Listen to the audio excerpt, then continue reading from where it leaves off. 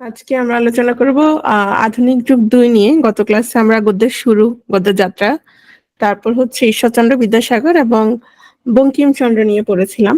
তো ঈশ্বরচন্দ্র বিদ্যাসাগর থেকে আমরা দেখেছি মানে প্রায়ই প্রশ্ন থাকে বিভিন্ন পরীক্ষায়। আ সেক্ষেত্রে বঙ্কিমচন্দ্র থেকে প্রশ্ন কিছুটা কম আসে।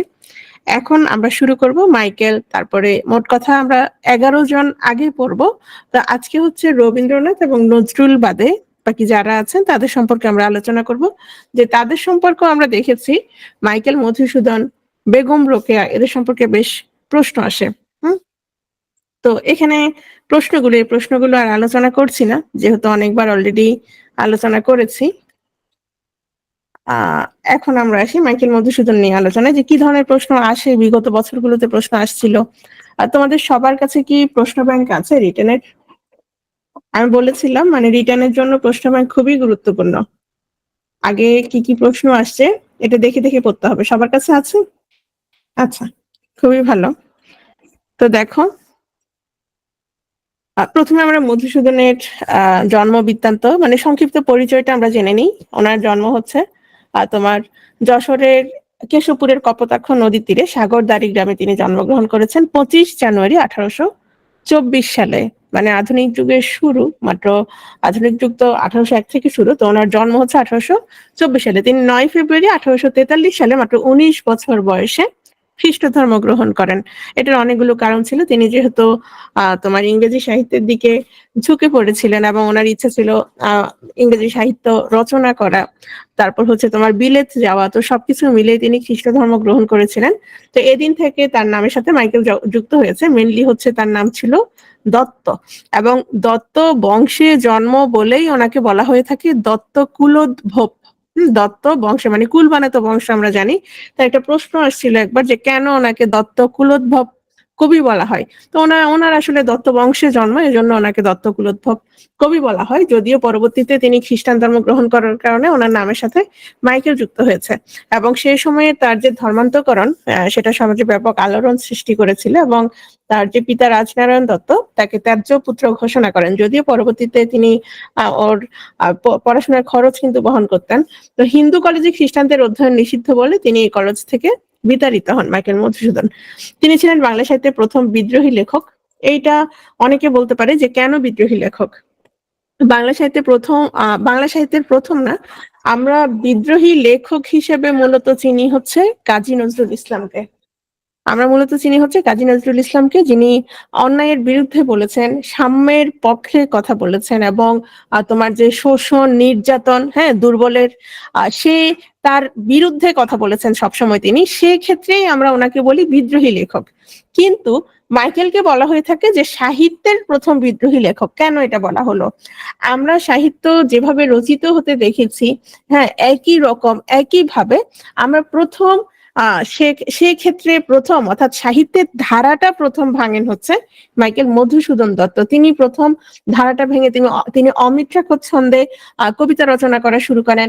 এছাড়াও আমরা প্রথম দেখতে পাচ্ছি বাংলা সাহিত্যের সার্থক নাটক বলো, সার্থক মহাকাব্য বলো, তারপর সনেট বলো, তারপর হচ্ছে তোমার আহ প্রহসন বলো, আমরা সবকিছু আমরা প্রথম ওনার থেকেই পাচ্ছি, যার কারণে আমরা ওনাকে বলছি যে তিনি সাহিত্যের প্রথম বিদ্রোহী লেখক, প্রথম আধুনিক কবি।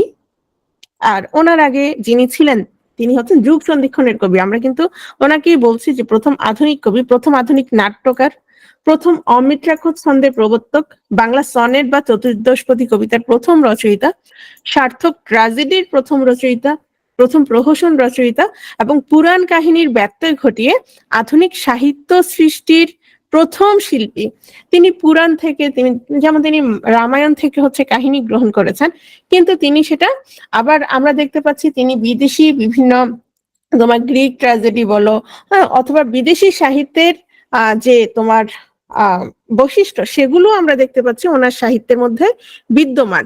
এবং তিনি যেটা করেছেন প্রাচ্য এবং পাশ্চাত্য ধারার সংমিশ্রণে নতুন একটা তোমার ধারা সৃষ্টি করেছেন, এবং সেটা তার মহাকাব্যে তিনি প্রবর্তন করেছেন, যেটা আমরা তোমার মাইকেল মধুসূদন দত্তের যে সার্থক মহাকাব্য, মেঘনাদ পদ কাব্য, সেটাতে আমরা দেখতে পাচ্ছি।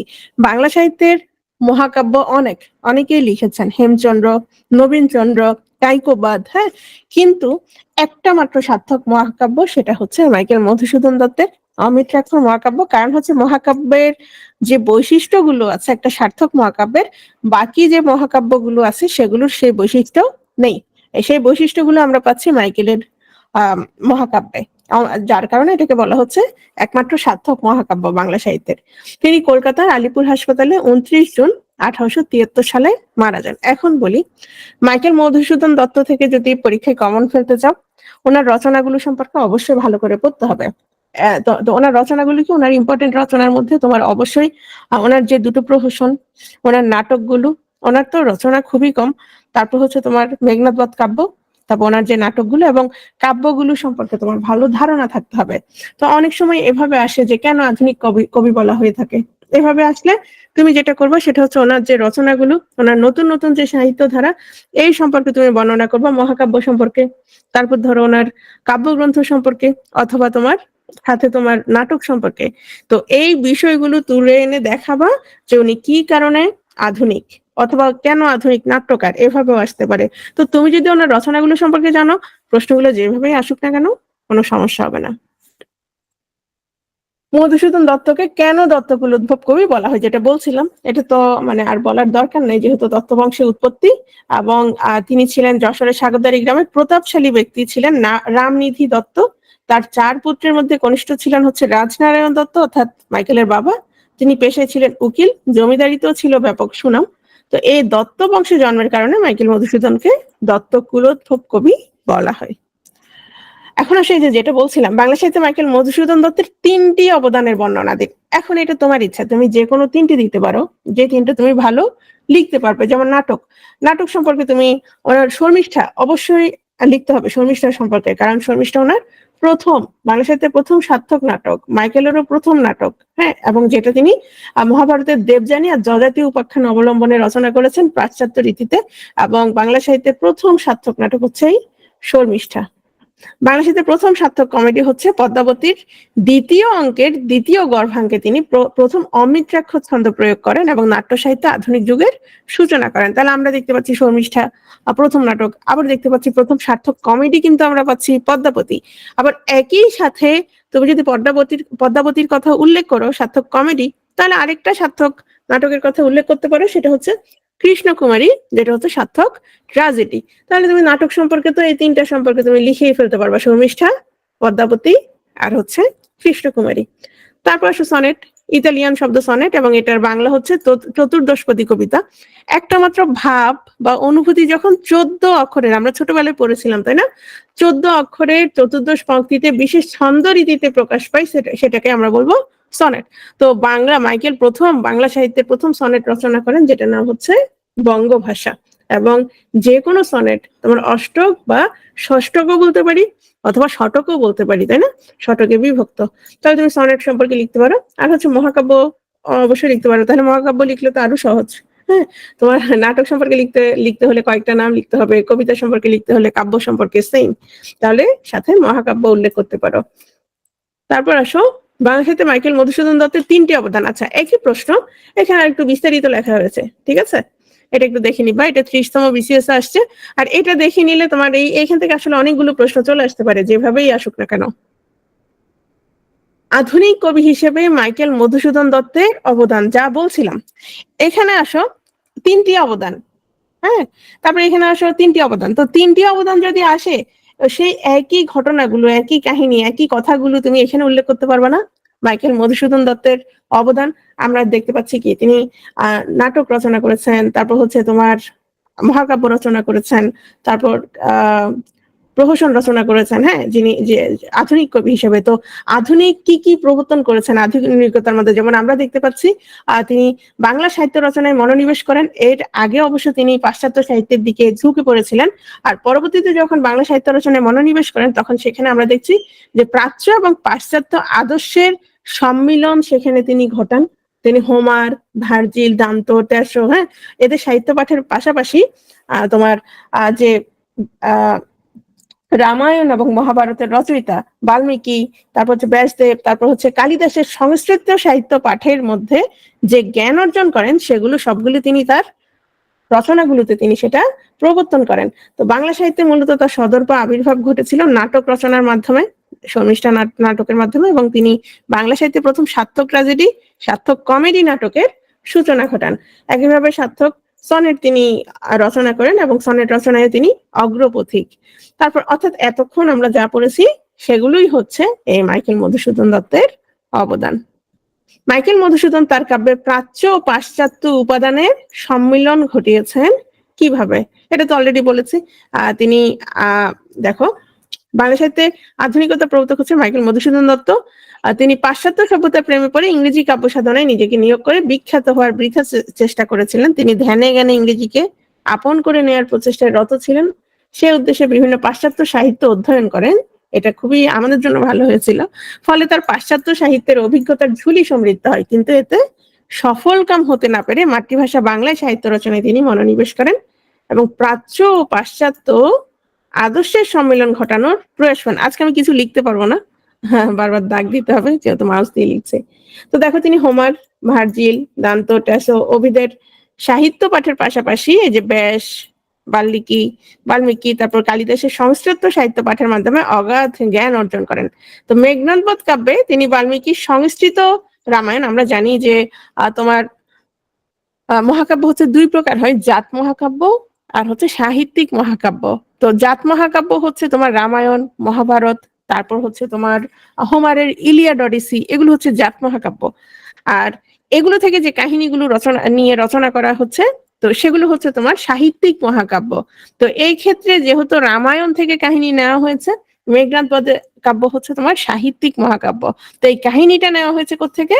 সংস্কৃত রামায়ণ থেকে, এবং এই কাহিনী নিয়ে গ্রিক ট্র্যাজেডির অনুকরণে তিনি রচনা করেছেন। দেখো, কাহিনী নেওয়া হয়েছে রামায়ণ থেকে, কিন্তু তোমার মেঘনাদ বধ কাব্যের কাহিনী নিয়ে গ্রিক ট্র্যাজেডির অনুকরণে সেটা তিনি রচনা করেন। আমরা সবসময় দেখি নায়ককে, আমরা দেখি নায়ক হচ্ছে রাম, নায়ক দেখি কি রাম, রামায়ণের নায়ক। কিন্তু আমরা যখন মেঘনাদ বধ কাব্য পড়ি তখন আমরা দেখতে পাই সেখানে রাম নায়ক নয়, সেখানে নায়ককে, সেখানে নায়ক হচ্ছে তোমার যাকে সবসময় আমরা ভিলেন হিসেবে জানি, সেখানে হচ্ছে সেই নায়ক রাবণ। তো এখানে তিনি গ্রিক ট্র্যাজেডির অনুকরণটা রচনা করেন এবং এই কাব্যের নরক বর্ণনায় তিনি ভার্জিলের ইনিড এবং দান্তের ডিভাইন কমেডিতে বর্ণিত নরকের চিত্র অনুসরণ করেছেন। এভাবে প্রাচ্য ও পাশ্চাত্যের উপাদানের সম্মিলনে বাংলা সাহিত্যে তিনি প্রথম সার্থক মহাকাব্য রচনা করেন। এটা একটু ভালো করে দেখে নিবা, 35তম বিসিএস আসছে। তারপর আসো, বাংলা সাহিত্যে মাইকেল মধুসূদন দত্ত কোন কোন শিল্পাঙ্কিক নিয়ে কাজ করেছেন? এগুলো তো সহজ, এতক্ষণ আমরা যা যা পড়েছি সেগুলো। তোমার কাব্য, মহাকাব্য, তারপর হচ্ছে নাটক, এগুলোর একটি প্রসঙ্গ লিখন। তো একটি যেহেতু লিখতে বলেছে, আর তুমি মহাকাব্য সম্পর্কে ভালো ধারণা রাখবা, মাইকেল তোমার মেঘনাদ বধ কাব্য সম্পর্কে ভালো ধারণা রাখবা, একদম বিস্তারিত জেনে রাখবা। যদি একটি আসে তাহলে অবশ্যই সেটা সম্পর্কে লিখবা। মহাকাব্যের বৈশিষ্ট্য, এটা একবার আসছে মেবি 44 বা 43 আসছে, তাহলে এটা অবশ্যই ভালো করে দেখে যাবা।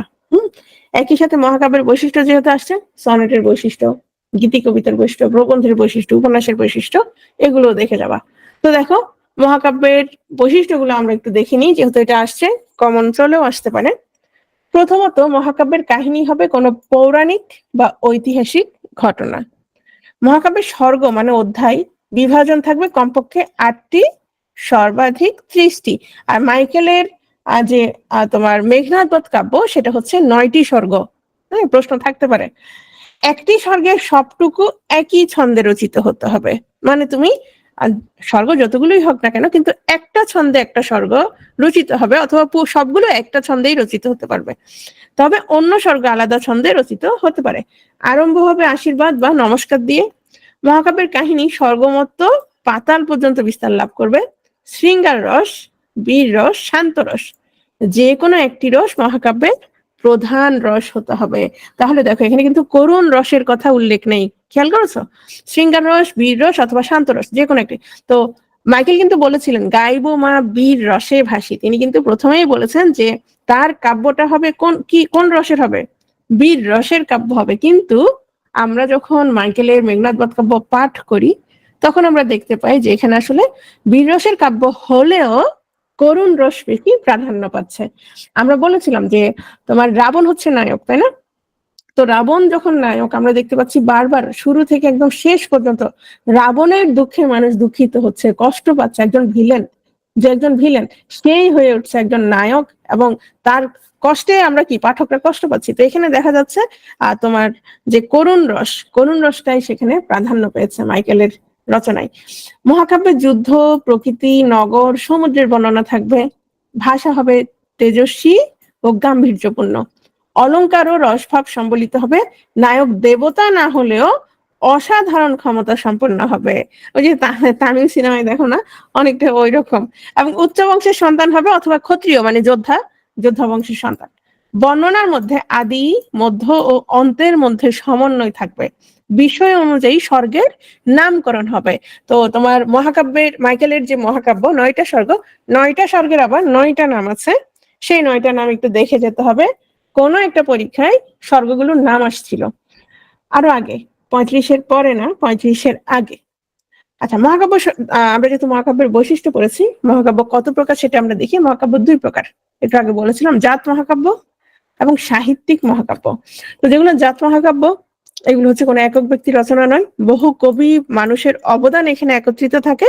তবে কোন একজন কবি এই কাব্য সমাপ্ত করেন এবং তিনি এই কাব্যের রচয়িতার মর্যাদা লাভ করেন।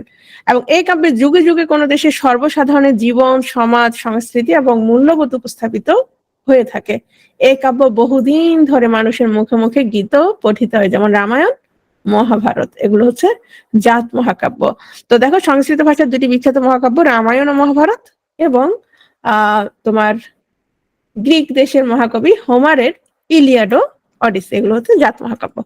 সাহিত্যিক মহাকাব্য দেখো, এই ধরনের মহাকাব্য অলংকার বিধিসম্মত রচনা, এবং এগুলো হচ্ছে পরবর্তীকালের সৃষ্টি, মানে জাত মহাকাব্যের পরবর্তীকালের সৃষ্টি। জাত মহাকাব্যের মতো এগুলো এত বিশাল নয়। তোমরা কি মেঘনাদ বধ কাব্য কেউ পড়েছো? বাংলায় না পড়লে আসলে অনেকের পড়ার কথা না, যেমন আমার পাঠ্য ছিল, এই কারণে পড়া হয়েছে, না হলে পড়া হতো না। পড়া হয়নি না? আচ্ছা। তো খুব বড় না, হ্যাঁ, খুব একটা বড় না। তো জাত মহাকাব্যের মতো এগুলো এত বিশাল আকারের নয়, ছোট। কিন্তু রামায়ণ মহাভারত বিশাল বড়। আমরা যেটা পড়ছিলাম সেটা হচ্ছে তোমার অনুবাদ, বাংলা অনুবাদ পড়ছিলাম, তাও ছোট। আমি 2টা পড়ছিলাম, একটা হচ্ছে তোমার কিশোরদের জন্য, আর একটা হচ্ছে একটু বড় আকারের ছিল। তো কবির মানস প্রকৃতি এই যুগের আকাঙ্ক্ষা এতে প্রতিফলিত হয়। কবি সমকালের সাথে সর্বকালের সংযোগ ঘটাতে পারেন, এবং এই মহাকাব্য মানুষের মুখে মুখে পঠিত হওয়ার সুযোগ থাকে না, যেটা আমরা দেখতে পাচ্ছি জাত মহাকাব্যে থাকে। খ্রিস্টপূর্ব প্রথম শতকে লেখা ভার্জিলের ইনিড, ইংরেজি কবি জন মিল্টনের প্যারাডাইস লস্ট, এগুলো হচ্ছে সাহিত্যিক মহাকাব্য। একই সাথে মাইকেলের মেঘনাদ বধ কাব্য একটা সাহিত্যিক মহাকাব্য, এবং এই কাব্য প্রকাশিত হয় 1861 সালে। বাংলা ভাষার একমাত্র সফল ও সার্থক সাহিত্যিক মহাকাব্য হচ্ছে মেঘনাদ বধ কাব্য। তাহলে এটা মনে রাখবা, কারণ প্রশ্ন থাকতে পারবে মহাকাব্য কত প্রকার, কি কি, একটি সার্থক মহাকাব্যের বৈশিষ্ট্যগুলো লিখুন, এ ধরনের প্রশ্ন থাকতে পারে। মেঘনাদ বধ কাব্য সম্পর্কে যা জানেন লিখুন। একটু আগে তোমাদের যেটা বলেছি, যে কোনো একটা রচনা সম্পর্কে যেটা বিখ্যাত, যেটা মানে আমি যেটা বলি সবসময়, যেটা ভাইরাল, হ্যাঁ, এখন হলে আমরা বলি না যে এই লেখকের ওই লেখাটা ভাইরাল, ওই লেখার মাধ্যমে আমরা তাকে চিনি। তো মেঘনাদের বলবো, মেঘনাদ বধ কাব্য, মাইকেলের মেঘনাদ বধ কাব্যটা হচ্ছে খুব ভালোভাবে জেনে রাখবা। এটার স্বর্গগুলো সম্পর্কে, স্বর্গগুলো বলতে নামগুলো জানলে হবে, স্বর্গের কয়টা স্বর্গ, তারপরে কাহিনীটা কোত্থেকে নেওয়া হয়েছে, হ্যাঁ, এই কাব্যের নায়ককে, তারপর হচ্ছে এই কাব্যে কোন রসের কাব্য কবি বলেছেন, কিন্তু কোন রসটা প্রাধান্য পেয়েছে, কিছু কমন তথ্য, তাই না? এই তথ্যগুলো লিখতে পারলেই যথেষ্ট। তো দেখো, মেঘনাদ বধ কাব্যের পরিচয়। মাইকেলের সর্ববৃহৎ এবং বাংলা সাহিত্যের শ্রেষ্ঠ মহাকাব্য হচ্ছে মেঘনাদ বধ কাব্য। এটি প্রকাশিত হয় 1861 সালে। সালটা অবশ্যই মনে রাখতে হবে, যেহেতু এটা একটা বিখ্যাত সাল। এটি মাইকেলের 2য় কাব্যগ্রন্থ। এখানে 3 দিন 2 রাতের একটি ঘটনা কাব্যিক আকারে প্রকাশ পেয়েছে। তাহলে সময় কত দিনের? 3 দিন এবং 2 রাতের।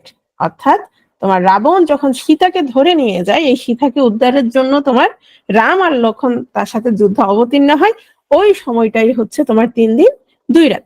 যে ঘটনাটি রামায়ণ থেকে অনুকরণকৃত। রামের স্ত্রী সীতাকে অপহরণ করেছে হচ্ছে রাবণ। সীতাকে উদ্ধারের জন্য রাম তার ভাই লক্ষণকে নিয়ে যুদ্ধ অবতীর্ণ হয়েছে। যুদ্ধে রাবণের সন্তান বীরবাহু কুম্ভকর্ণ ভাই। হ্যাঁ, কুম্ভকর্ণ কেন বলা হয় বলতো? যে সারাদিন ঘুমায়, 6 মাস ঘুমায়, 6 মাস জেগে থাকে, তার জোর করে ঘুম থেকে জাগানো হয়েছিল যুদ্ধ করার জন্য। তো এরা হচ্ছে রাবণের সন্তান, ভাই সবাই মারা গেছে, এবং রাবণের যে সন্তান মেঘনাদ, হ্যাঁ, এই মেঘনাদকে বধ করেছে হচ্ছে রামের ভাই লক্ষণ। তবে সেই মুহূর্তে তারা একটা প্রতারণা করে তোমার আহ মূলত যারা ক্ষত্রিয়, যারা যোদ্ধা, তাদের মধ্যে কিন্তু নিরস্ত্র ভাবে কাউকে তুমি হত্যা করতে পারবা না। হ্যাঁ, ধরো তোমার হাতে অস্ত্র নাই, তাহলে তো তোমার সাথে আমার যুদ্ধ হচ্ছে না। কিন্তু প্রতারণার আশ্রয় নিয়েছিল, এবং এই আশ্রয়টা কার মাধ্যমে নিয়েছিল? সেটা হচ্ছে ঘরের শত্রু, কি বলা হয়, বিভীষণ বলা হয়। হ্যাঁ, মেঘনাদের চাচা। এই চাচা হচ্ছে তাকে এই সুযোগটা দিয়েছিল তোমার লক্ষণকে, যার কারণে হচ্ছে তাকে হত্যা করতে পারে। তো তার মৃত্যুতে স্ত্রী প্রমীলা চিতারোহণ করে। স্ত্রী প্রমীলা হচ্ছে মেঘনাদের স্ত্রী। মাইকেল 9টি সর্গ বা অধ্যায়ে তার এই কাব্যটি রচনা করেন। প্রথম সর্গ হচ্ছে অভিষেক, শেষ সর্গ হচ্ছে স্বয়ংক্রিয়া। রাবণকে নায়ক, রামকে খলনায়ক করে মধুসূদন রচনা করেন এই স্বাধীনতা বিলাসী কাব্য।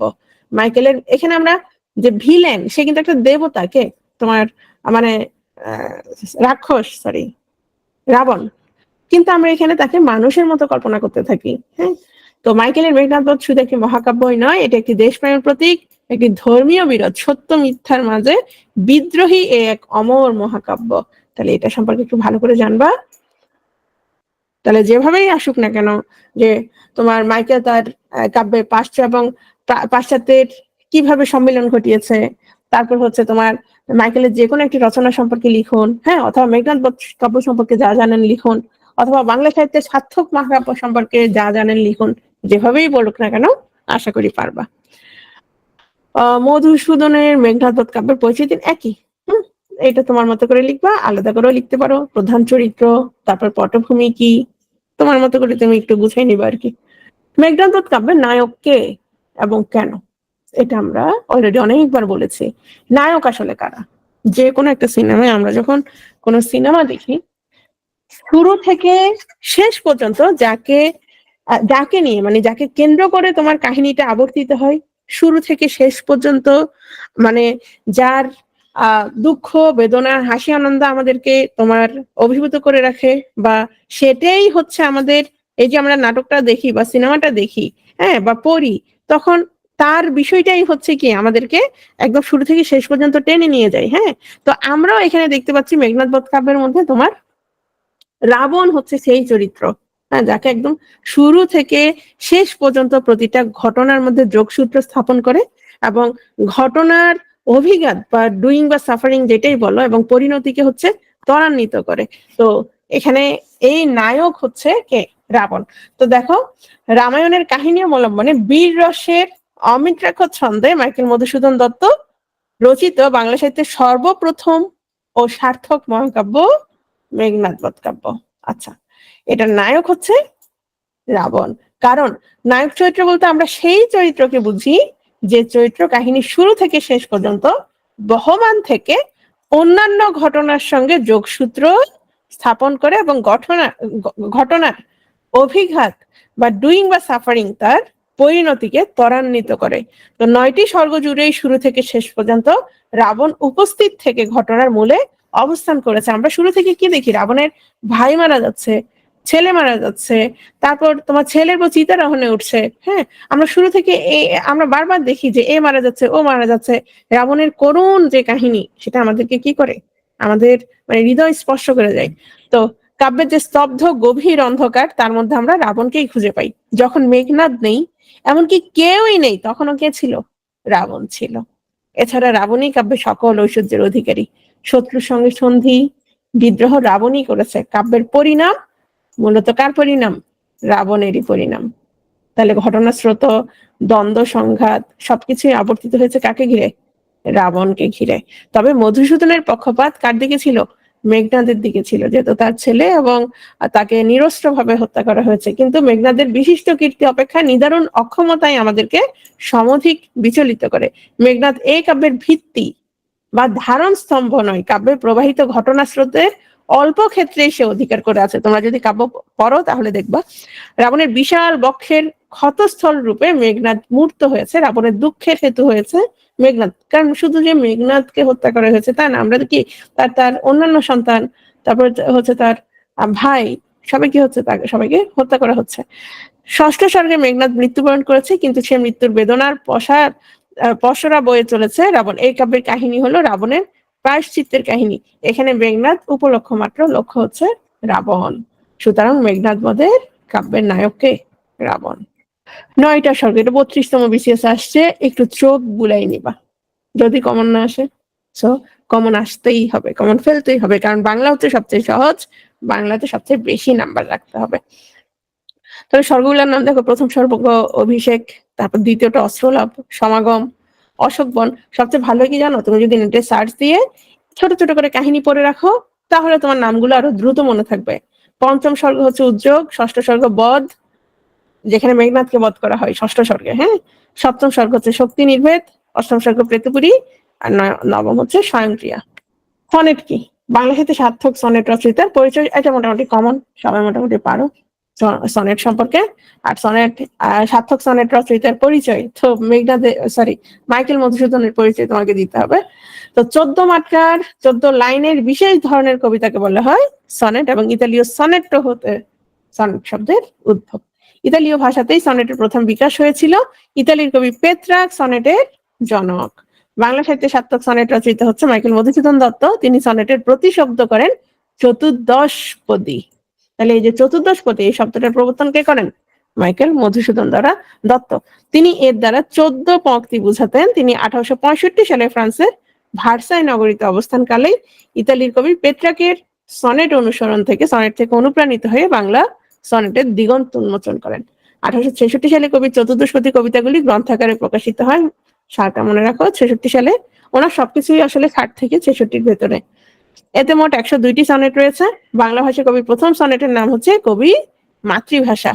আর সনেট সাধারণত অষ্টক এবং ষষ্ঠক, ষষ্ঠকের জায়গায় তুমি শতকও বলতে পারো, দুভাগে বিভক্ত। এর মাঝামাঝি ফাঁকা অংশকে বলা হয় আবর্তন সন্ধি।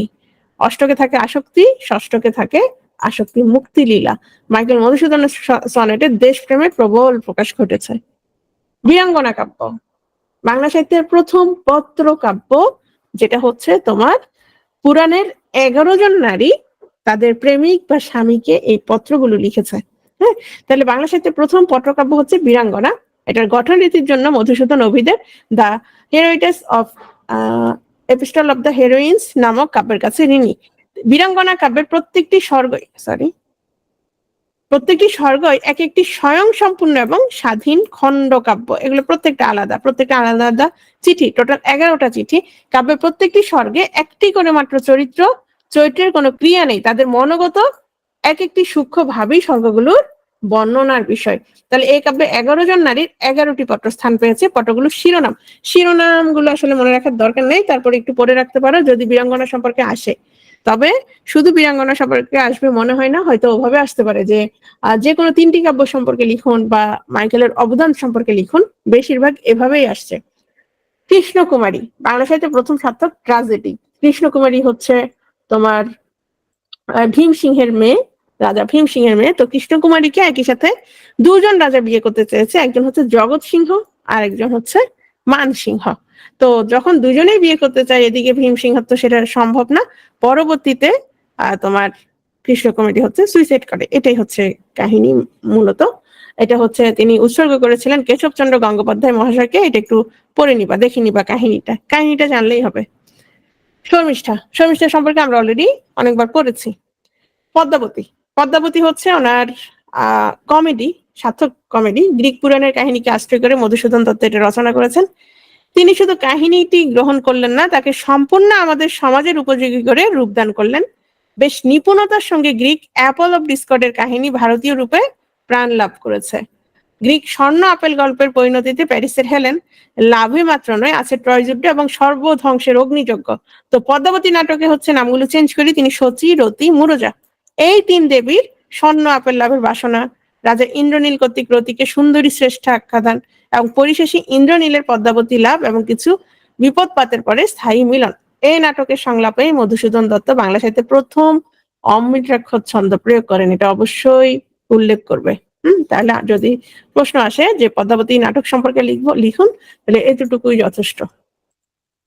প্রহসনগুলোর নাম কি? একে কি বলে সভ্যতা, আর হচ্ছে বুড়ো শালিকের ঘাড়েরও। তো একে কি বলে সভ্যতা দেখো, নব্য ইংরেজি শিক্ষিত যুবকদের উচ্ছৃঙ্খলতা আর অনাচারের কাহিনী হচ্ছে প্রহসনের মূল সুর, এবং কলকাতার আধুনিকতার আলোকে নবকুমার শিক্ষিত হচ্ছে, তার পিতা একজন পরম বৈষ্ণব সাধক, ফলে তিনি বৃন্দাবনেই থাকতেন। এক সময় তিনি কলকাতার বসবাস শুরু করেন। এই সুযোগে নবকুমার কলকাতার নব্য শিক্ষিত যুবকদের নিয়ে জ্ঞান তরঙ্গিনী সভা নামে একটি সংগঠন প্রতিষ্ঠা করেন। এগুলো আসলে পড়া থাকলে, ছোট ছোট করে কাহিনী যদি তোমাদের পড়া থাকে তাহলে সুবিধা। অগ্রদূত বইতে দেখবা মানে কাহিনীগুলো দেয়া আছে অল্প অল্প করে, যার উদ্দেশ্য হচ্ছে মদ্যপান এবং বারবণিতার সঙ্গলাভ। মূলত তোমার এটা অবশ্যই উল্লেখ করতে হবে যে তোমার নব্য ইংরেজি শিক্ষিত যুবকদের উচ্ছৃঙ্খলতা এবং অনাচারের কাহিনী। তো এতটুকু তোমার কাহিনী সহ ছোট করে যদি উল্লেখ করতে পারো, এই বক্তব্যের মূল বক্তব্যটা জেনে রাখলে যেভাবেই আসুক না কেন পারবা। আচ্ছা, প্রহসনগুলোর নাম কি? আরেকটা হচ্ছে বুড়ো শালিকের ঘাড়েরও, এবং এটা প্রথম নাম ছিল ভগ্ন শিব মন্দির। এটা মূলত এক লম্পট জমিদারের আচার ব্যবহার এবং দরিদ্র প্রজাদের দ্বারা উচিত শিক্ষা, এটাই হচ্ছে মূল কাহিনী। আচ্ছা, এখানে হচ্ছে আমি একসাথে মেঘনাদ বধ কাব্য, কৃষ্ণকুমারী, বীরাঙ্গনা কাব্য, শর্মিষ্ঠা, একে কি বলে সভ্যতা মানে সংক্ষেপে উল্লেখ করে দিয়েছি তোমরা একসাথে দেখে নেওয়ার জন্য। তাহলে এতটুকু হচ্ছে। বাকিদের আসলে আরো অল্প পড়া। মাইকেল মধুসূদন দত্ত সম্পর্কে একটু বিস্তারিত আলোচনা করতে হয়েছে, কারণ ওনার সম্পর্কে যেহেতু প্রতিবার মোটামুটি প্রশ্ন থাকে, একবার দুইবার হয়তো বাদ যায়, কিন্তু ঈশ্বরচন্দ্র বিদ্যাসাগর, মাইকেল, এদের সম্পর্কে আমরা দেখেছি অনেক বেশি প্রশ্ন আসছে। এই জন্য ওনার সম্পর্কে যত ধরনের প্রশ্ন আসতে পারে সবগুলি স্লাইডে রাখার চেষ্টা করেছি। ঠিক আছে, তোমরা অবশ্যই দেখে নিবে ভালো করে। দীনবন্ধু মিত্রের পরিচয় দিন। আচ্ছা, তিনি জন্মগ্রহণ করেছেন নদিয়ার চৌবাড়িয়া গ্রামে 1830 সালে। ওনার প্রকৃত নাম হচ্ছে গন্ধর্ব নারায়ণ মিত্র। 1871 সালে লুসাই যুদ্ধের সময় কাছাড়ে সফলভাবে ডাক বিভাগ পরিচালনা করেন। এজন্য সরকার তাকে রায় বাহাদুর উপাধিতে ভূষিত করেন। তাহলে ওনার উপাধি হচ্ছে রায় বাহাদুর। তিনি ঈশ্বরচন্দ্র গুপ্তের অনুপ্রেরণায় কবিতা রচনা দিয়ে সাহিত্য জীবন শুরু করেন।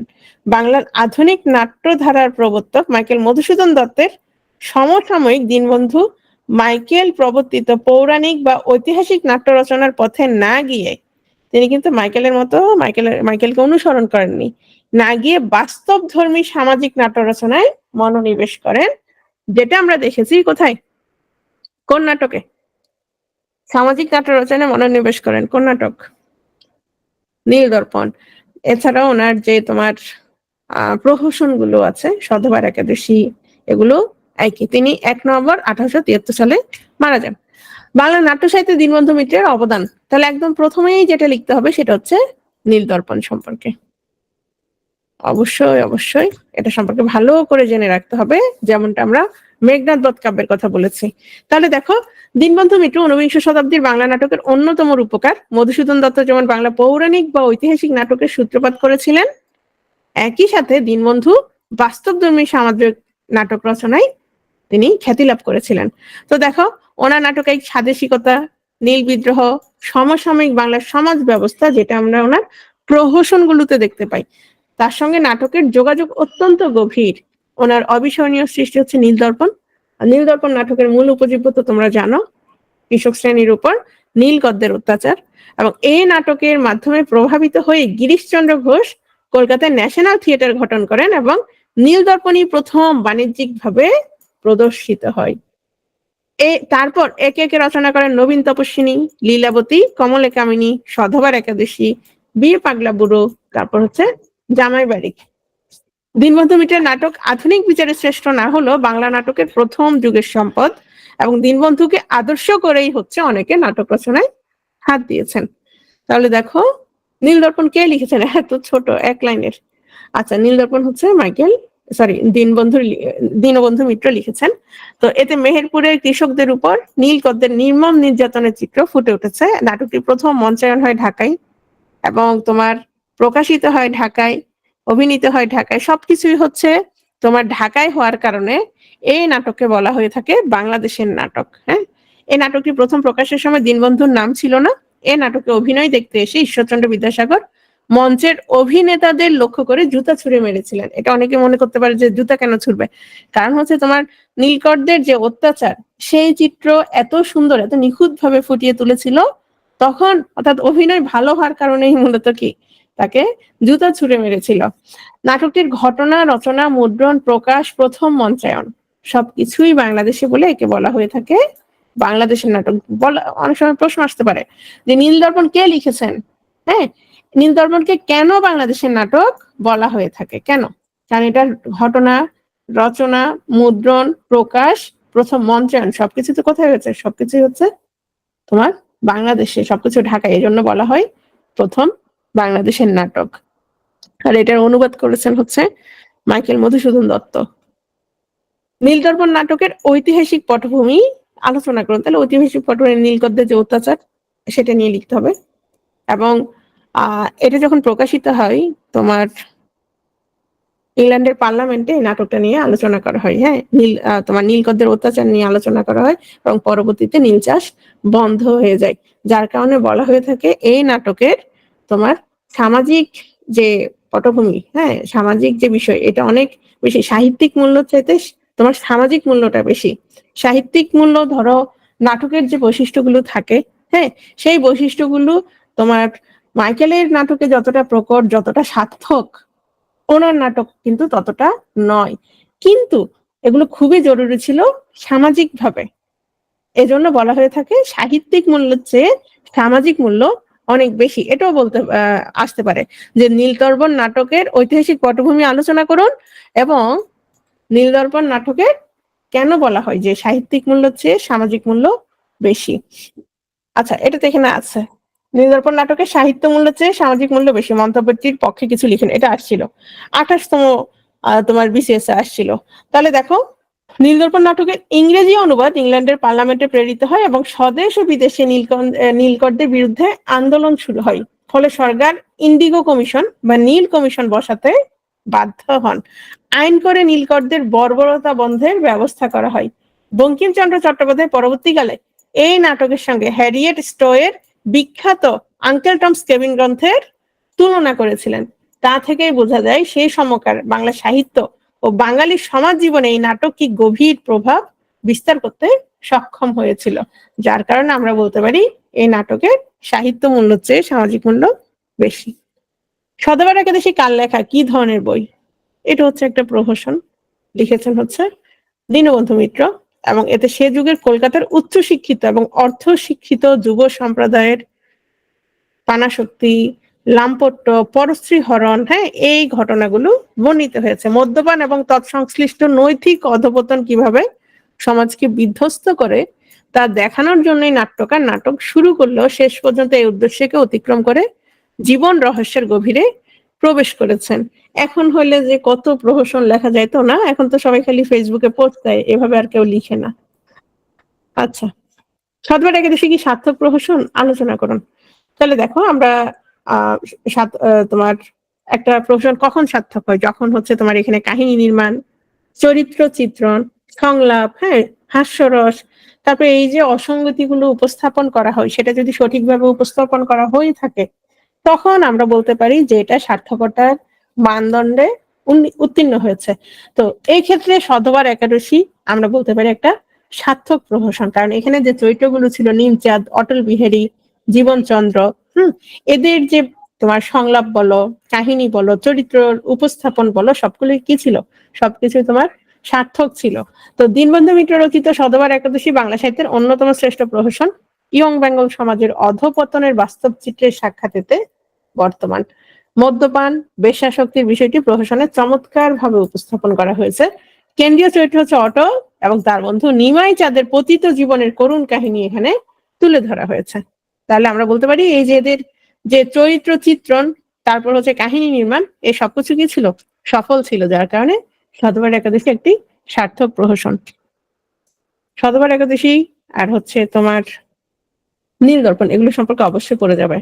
নীলদর্পণ কে লিখেছেন? তার একটি বিখ্যাত প্রহসন। বিখ্যাত প্রহসন একটা তোমার শতবার একাদশী ভালো করে জেনে নিলেই হবে, দেখে নিলে। জামাই বাড়ি লাগবে না, জামাই বাড়িকে চাইতে তোমার শতবার একাদশীটা ভালো করে পড়ে যাবা, সেটা ইম্পর্টেন্ট বেশি। চলে আসছি কাইকোবাদ। প্রকৃত নাম হচ্ছে কাজেমাল কোরাইশি, কোথাও কোথাও কুরাইশি, কোথাও কোথাও কোরেশিও আছে, কোরাইশি লিখলেই হবে। আর তিনি হচ্ছেন ঢাকা জেলার নবাবগঞ্জ থানার অধীনে আগলা পূর্বপাড়া গ্রামে জন্মগ্রহণ করেছেন এবং তার যে বিখ্যাত কাব্যগ্রন্থ কি নাম, মহাশ্মশান, এটা সম্পর্কে ভালো করে জেনে যেতে হবে। কায়কোবাদের পরিচয়, কায়কোবাদ হচ্ছে, পরিচয় তেমন লাগবে না, মানে প্রকৃত নামটা জানলেই হবে। এবং বাংলা মহাকাব্যের গীতি কবিতার স্বর্ণযুগে তিনি মুসলমানদের গৌরবময় ইতিহাস থেকে কাহিনী নিয়ে এই মহাশ্মশান মহাকাব্য রচনা করে দুঃসাহস দেখিয়েছেন, যা তাকে গৌরবময় আসনে অলঙ্কৃত করেছে। কিন্তু এটা কি হয় নাই, এটা তোমার সার্থক হয়নি। তিনি বাঙালি মুসলিম কবিদের মধ্যে প্রথম মহাকাব্য ও সনেট রচয়িতা। তাহলে আমরা প্রথম কাকে পাচ্ছি, মহাকাব্য এবং সনেট রচয়িতা মুসলিম, তিনি হচ্ছেন কায়কোবাদ। মহাশ্মশান কাব্য সম্পর্কে লিখুন। মহাশ্মশান কাব্য সম্পর্কে একটু অবশ্যই ভালো করে জেনে যেতে হবে। 1905 সালে প্রকাশিত মুসলিম সাহিত্যিক কর্তৃক রচিত মহাকাব্য, এর প্রেক্ষাপট হচ্ছে 1761 সালে সংঘটিত পানিপথের তৃতীয় যুদ্ধ। এই মহাশ্মশানের আদলে একটা নাটক লেখা হয়েছে বিখ্যাত, কি নাম বলো তো, কে বলতে পারবে কি নাম? মহাশ্মশান থেকে কাহিনী নেওয়া হয়েছে, তোমাদের পাঠ্য ছিল, আমাদের পাঠ্য ছিল সবার, মনে নাই কারো? রক্তাক্ত প্রান্তর, ভেরি গুড। তো দেখো, পানিপথের তৃতীয় যুদ্ধ হয়েছিল মুসলিম শক্তি ও হিন্দু মারাঠাদের মধ্যে, এবং যুদ্ধে সম্মিলিত মুসলিম শক্তি বিজয়ী হয়েছিল। মুসলমানদের নেতৃত্ব দিয়েছিল তোমার আহমদ শাহ আবদালী। অযোধ্যার নবাব সুজাউদ্দৌলা ও রোহিলার নবাব নজিবউদ্দৌলা মুসলিম শক্তির অংশ ছিল। আমরা পড়েছিলাম তাই না রক্তাক্ত প্রান্তর। অপরপক্ষে মারাঠা যাদের প্রধান সেনাপতি তিনি ছিলেন ইব্রাহিম কার্দি। এই ইব্রাহিম কার্দির পত্নী জোহরা ছিল আবার কোথায়, মুসলিম শিবিরে। যুদ্ধের পর বন্দী স্বামীকে মুক্তির ফরমান নিয়ে মুক্ত করতে গিয়ে কারাগারে মৃত অবস্থায় পান জোহরা। জোহরার গগন বিদারী বিলাপ পাঠক মনকে আচ্ছন্ন করে। যুদ্ধ প্রকৃতপক্ষে কাউকেই জেতে না, এটি রক্তক্ষয় আর বিপুল ক্ষতি ডেকে আনে। এটি হচ্ছে এই মহাকাব্যের বার্তা। তাহলে মহাশ্মশান সম্পর্কে একটু ভালো করে জেনে রাখবা। একই সাথে এটা কয়টা স্বর্গ রচিত, তারপরে কাহিনীটা জেনে রাখলাম। তো দেখো, এটা হচ্ছে মোট 60টা স্বর্গে বিভক্ত বিশাল একটা মহাকাব্য, 870 পৃষ্ঠায় লিখিত। আচ্ছা, আমরা যখন দেখেছিলাম একটা মহাকাব্য কখন সার্থক হয়, যে সার্থক বৈশিষ্ট্য, কয়টা স্বর্গ হতে হবে সর্বোচ্চ, মনে আছে কারো? 8 থেকে 30, রাইট? 8 থেকে 30। মেঘনাদ বধ কাব্য হচ্ছে 9টা স্বর্গ, হ্যাঁ। আর এখানে আমরা দেখতে পাচ্ছি মহাশ্মশান হচ্ছে তোমার 60টা স্বর্গ। তো এই কাব্যে ঐতিহাসিক এবং অনৈতিহাসিক দুই ধরনের চরিত্রের সমাবেশ ঘটেছে। তারপর কাহিনী তো আমরা জানি। ইব্রাহিম কার্দি বিশ্বাসঘাতকতা না করে মারাঠাদের জন্য যুদ্ধে জীবন দিয়ে কৃতজ্ঞতা প্রকাশ করে। নায়ক ইব্রাহিম কার্দির মৃত্যু কাব্যটিকে ট্রাজিক করে তোলে। মুনির চৌধুরী রক্তাক্ত প্রান্তর নাটকের কাহিনী ও পানিপথে তৃতীয় যুদ্ধ। আর উল্লেখযোগ্য চরিত্র হচ্ছে ইব্রাহিম কার্দি, জোহরা। কাব্যগ্রন্থ দেখো, বিরহ বিলাপ, এটা তার প্রথম কাব্যগ্রন্থ। অশ্রুমালা, শিব মন্দির বা জীবন্ত সমাধি, আর হচ্ছে অমিয় ধারা। ওনার যদি সিরিয়াসলি পড়ে যেতে চাও তাহলে অবশ্যই মহাশ্মশান সম্পর্কে ভালো করে পড়ে যাবা। তো অশ্রুমালা এটা হচ্ছে ওনার খণ্ড কবিতা গ্রন্থ। এই কাব্যগ্রন্থে কবি কায়কোবাদ প্রেমের স্বরূপ অঙ্কনে প্রয়াস দেখিয়েছেন।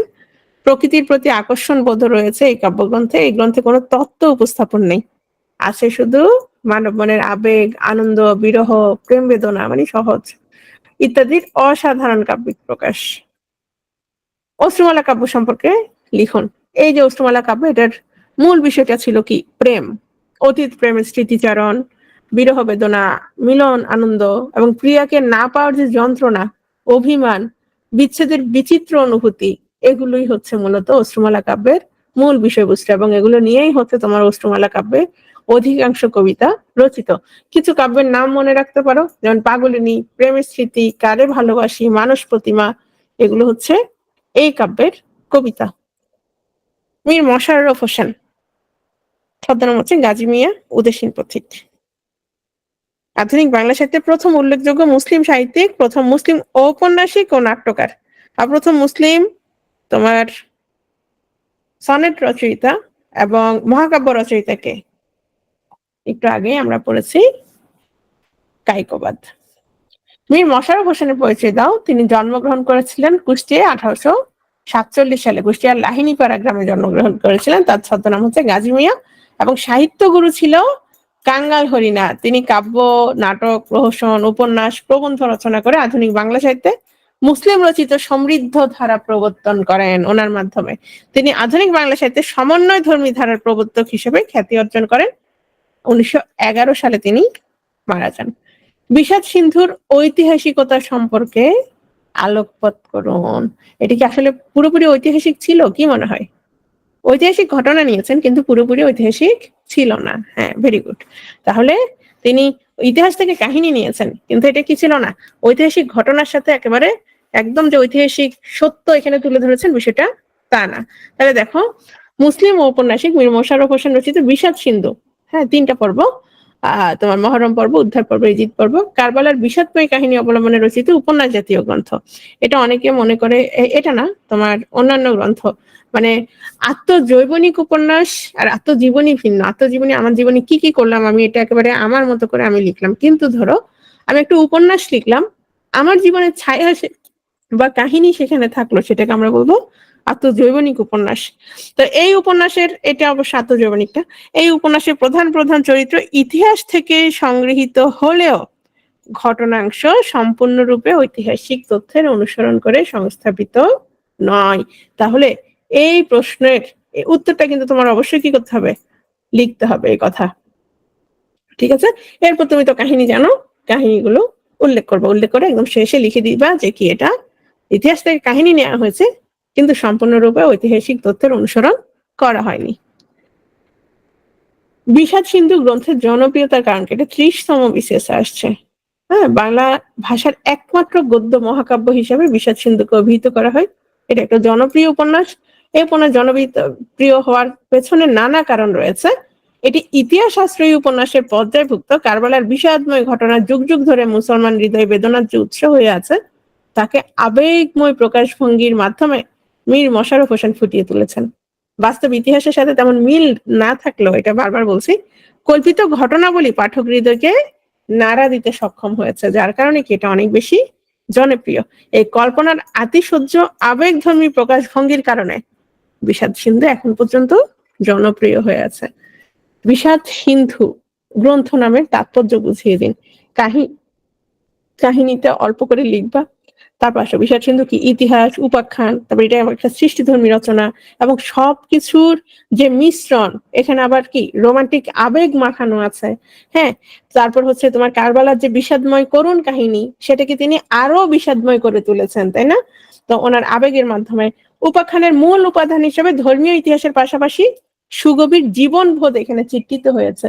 হ্যাঁ, তো সবকিছু মিলে বলা যায় এই উপন্যাসটা যখন মানুষ পাঠ করে, পাঠক পাঠ করে, তখন তার পাঠক মনকে সেটা কি করে, আপ্লুত করে তোলে, যার কারণে পাঠক কাহিনীর যত গভীরে যায় ততই মন বিষাদময়তার আচ্ছন্ন হয়ে পড়ে।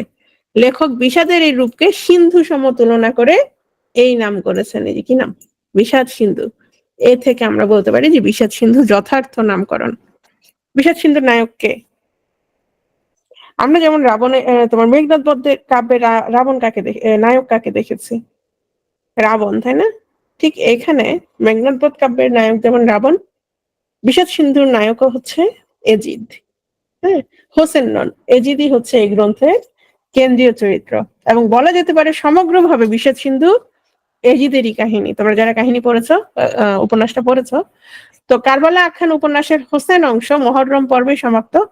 এজিদের অন্তরের যে অপ্রতিরোধ রূপ তৃষ্ণা এই উপন্যাসের সেটা কেন্দ্রবিন্দু। সবকিছু মিলে আমরা বলতে পারি যে বিষাদ সিন্ধুর নায়ক হচ্ছে এজিদ। উদাসীন পথিকের মনের কথা সম্পর্কে কিছু লিখুন। আচ্ছা, এটা একটু খেয়াল করো। এই উপন্যাসে মীর মোশাররফের পারিবারিক ইতিহাসের কিছু উপাদান আছে। পারিবারিক ইতিহাস, বাস্তব ঘটনা এবং উপন্যাসের একটা মিশ্রিত রূপ এতে ধরা পড়েছে। কুষ্টিয়া অঞ্চলে নীলগদ্দের অবাধ অত্যাচারের চিত্র উদ্ঘাটন করাই ছিল তার লক্ষ্য। তবে নীল আন্দোলনের চিত্রাঙ্কন করতে গিয়ে তিনি কিছুটা মানসিক দ্বন্দ্বের সম্মুখীন হয়েছেন। কেন? কারণ হচ্ছে তার যে পিতা, তিনি ছিলেন আবার নীলগদ্দের পক্ষে ছিলেন। কার? তোমার মীর মোশাররফ হোসেনের পিতা চাষীদের নেতা ছিলেন, তাদেরই আত্মীয়, কিন্তু ইনি লেখকের পিতার সঙ্গে ব্যক্তিগত শত্রুতা করেছেন। ফলে অনুগত পুত্র বিবেকী লেখকের চিন্তা একই কেন্দ্রবিন্দুতে মিলিত হয়নি। গাজী মিয়ার বস্তানি সম্পর্কে লিখুন। গাজী মিয়ার বস্তানি হচ্ছে আত্মজীবনীমূলক উপন্যাস হলো ব্যঙ্গ বিদ্রুপাত্মক রচনা, পরিবেশের প্রতি বীতশ্রদ্ধ এবং রুষ্ট মীর মানুষের এক প্রতিশোধাত্মক দপ্তর। অরাজকপুরের হাকিম ভোলানাথ ও অন্যান্য পুরুষের সঙ্গে কুঞ্জনিকেতনের বেগম পয়জারুন্নেসার অন্তরঙ্গতার একটা কাহিনী, এবং হচ্ছে তোমার জমিদার সোনা বিবি আর তার বেয়ান মণি বিবির পারস্পরিক শত্রুতা নিয়ে এই কাহিনী গড়ে উঠেছে। তো অরাজকপুরের জমিদার সাবলট আলীর লাম্পট্যের বিবরণ হচ্ছে এখানে বিদ্রুপ ও হাস্যরসে কৌতুকাবহ হয়ে উঠেছে। রত্নবতী হচ্ছে একটা কৌতুকাবহ উপন্যাস। এখানে হচ্ছে মন্ত্রীপুত্রের দেশ ভ্রমণ, রাজপুত্রকে উদ্ধার করার বিবরণ দেওয়া হয়েছে। সেই সঙ্গে রাজপুত্র রাজকন্যা রত্নবতীকে লাভ করেন এবং মন্ত্রীপুত্র সুমন্ত দেশের মন্ত্রী কন্যাকে পত্রী রূপে লাভ করেন। তো রত্নবতী হচ্ছে রূপকথা জাতীয় রচনা। এখানে লেখকের বাণী ভঙ্গিটি আধুনিক, এগুলো সম্পর্কে কম আসবে।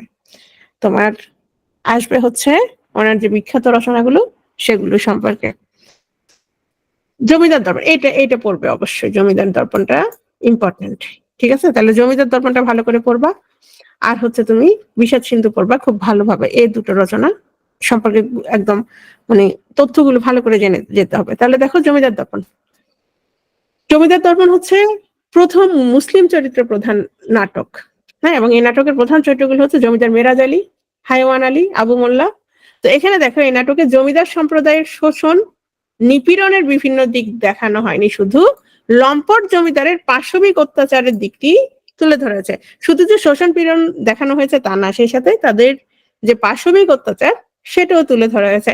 নাটকের প্রথম দৃশ্যে জমিদার হায়ওয়ান আলী এবং তোমার মো সাহেবদের কথোপকথনের মধ্যে নুরুন্নাহারকে ধরে আনার ষড়যন্ত্র ব্যক্ত হয়েছে।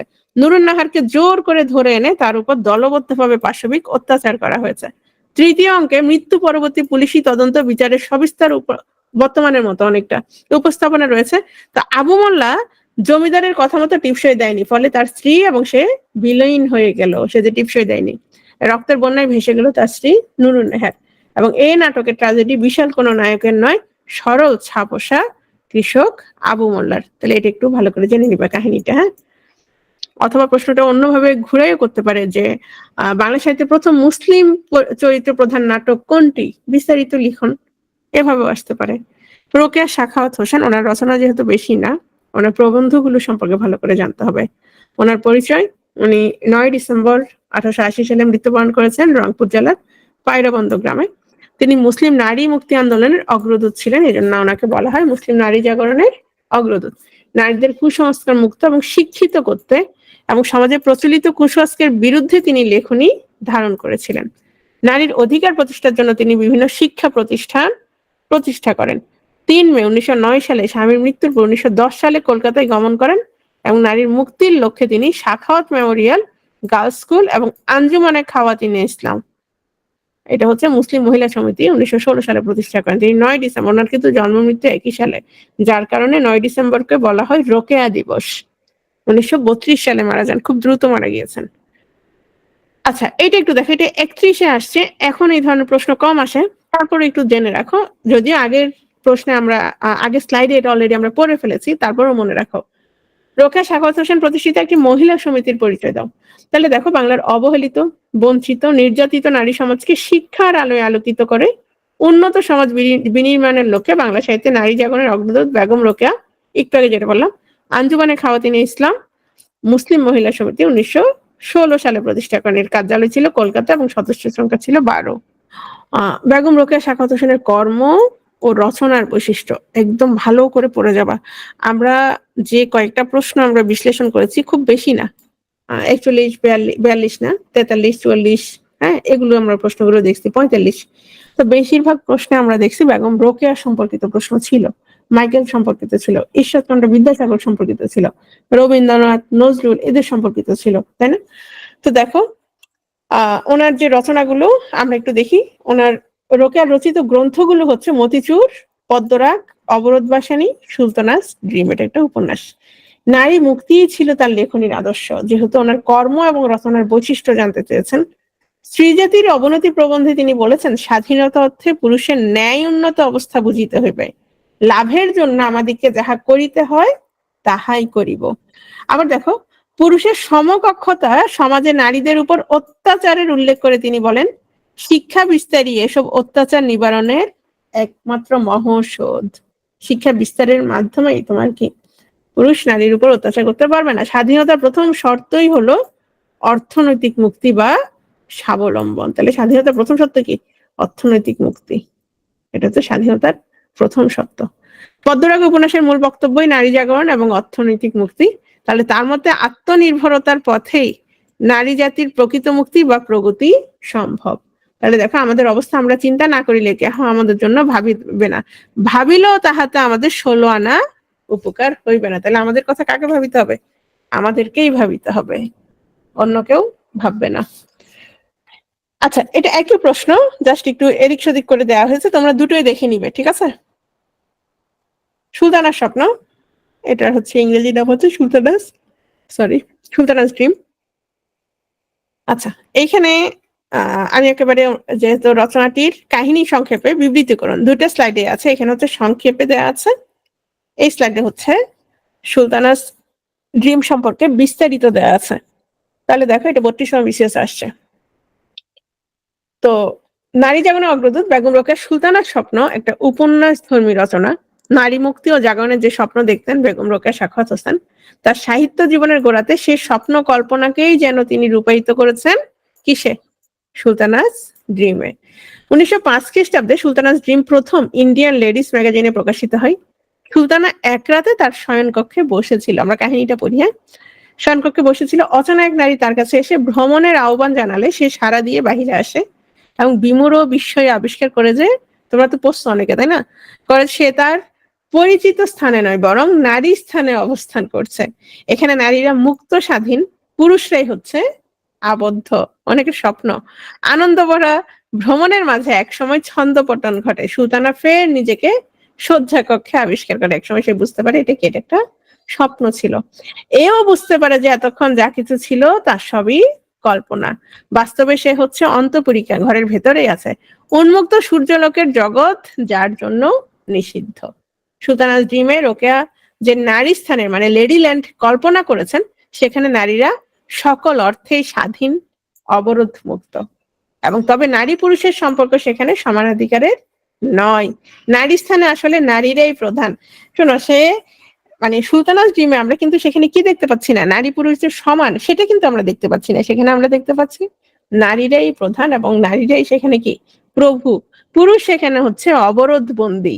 মানে বর্তমান যে অবস্থা সে জাস্ট তার উল্টো চিত্রটা সেখানে উল্লেখ করেছে। হ্যাঁ, নারী স্থান নামে নারী শাসিত যে স্বপ্ন রাজ্যের ছবি রোকেয়া এঁকেছেন তার সব দিক থেকেই শ্রেষ্ঠ। সেখানে কখনো মহামারী হয় না, মশার কামড় নেই, অকাল মৃত্যু নাই বললেই চলে, এবং পুরুষ জাতি শৃঙ্খলাবদ্ধ থাকায় চুরি ডাকাতি হত্যাকাণ্ড ইত্যাদি হয় না, ফলে পুলিশ ম্যাজিস্ট্রেটের দরকার পড়ে না। লেখিকার ভাষায় স্বয়ংপূর্ণ যেখানে নারী বেশে রাজত্ব করেন। আচ্ছা, এটা হচ্ছে রোকেয়া সাখাওয়াত হোসেনের অবরোধবাসিনী গ্রন্থের বিষয় বৈশিষ্ট্য। তাহলে আমরা একটু বিষয়গুলো দেখি। এটা 40তম BCS আসছে, খেয়াল করো। চার দেয়ালে আবদ্ধ তৎকালীন নারী সমাজের ধর্মান্ধতা এবং তা থেকে উদ্ভূত নানা রকম দুঃখ দুর্দশার প্রতিফলন ঘটেছে উক্ত গ্রন্থটিতে। কোথায়?